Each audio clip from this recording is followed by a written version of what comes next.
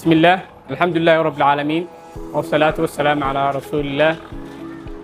waxaan ahay Liibaan Axmed Yuusuf mid ka mid ah mihnada caafimaad gobolka Togdheer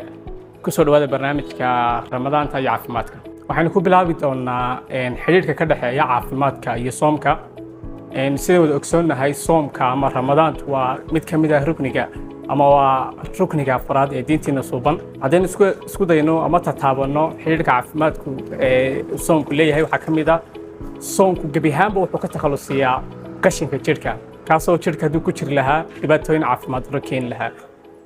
soomku wuxuu hoos u dhigaa cadaadiska dhiigga soomku wuxuu shaqo fiican siiyaa insuliintu inay shaqo wanaagsan jirka ka qabato soomku sidoo kale qofka cognitive-kiisa si fiican buu u shaqeeyaa qof garaad leh buu noqdaa maqaarka oo kala skinka oo kala qofka soomani qofka kale uu ka dhalaal badan yahay uu ka shaynin badan yahay tusaale ahaan dhakhaatiirta galbeedka oo kala qofka cholesterol ama obesity-ga leh ee buuran waxay kula taliyaan inuu soomo oo saacado badan soomo waxaan isla ognahay markaa in gaalo iyo muslimba soonku caafimaad u leeyahay jirka inagana ilaahay faa'iidooyin badan ama khayr ayuu nagu sheegay soomka waynta soomu khayr lakum in kuntum ta'lamuun waxaan isla eegi doonaa qodobkeena labaad oo ah cuntooyinka ugu wanaagsan afurka ama suxuurta cuntooyinka ugu wanaagsan ee lagu afuraa waa inay ahaadaan cuntooyin ay ka kooban yihiin nafaqooyinka jirku u baahan yahay tusaale ahaan timirta oo kale qofku waa inuu qaataa timirtu waxay wanaajisaa dheefshiidka timirtu sidoo kale waxay ka hortagtaa xanuuno fara badan timirtu qofku waxay siisaa sonkortii jirku u baahnaa ma soo koobi karno faa'iidooyinka ay leeyihiin midhahan dabiiciga ah diinteenna suubanna way inoo sheegtay waana muhiim qofku inuu qaato xilliga afurka timirta waxyaabaha kale loo baahan yahay ama qof hadduu heli kara inuu qaato boorashka oo kale boorashku wuxuu jirka u soo celiyaa nafaqadii jirka ka baxday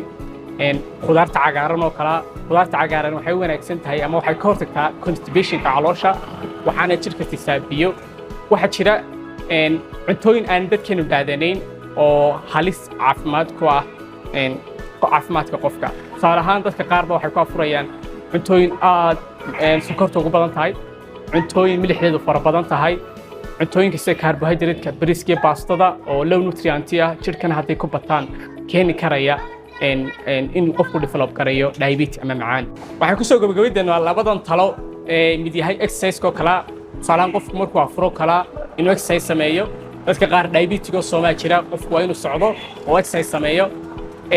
midka labaad oo ah dadka qaar baa jira overeating sameeyo xilliga afurka taana waa inay qofku ka taxadaraa xilliga suxuurtana qofku waa inuu qaataa sarreenka oo kale ama cunto baallo ku suxuurtaa aad baad mahadsantihiin waan rajaynayaa muuqaalkan si fiican uga dhigataa insha Allah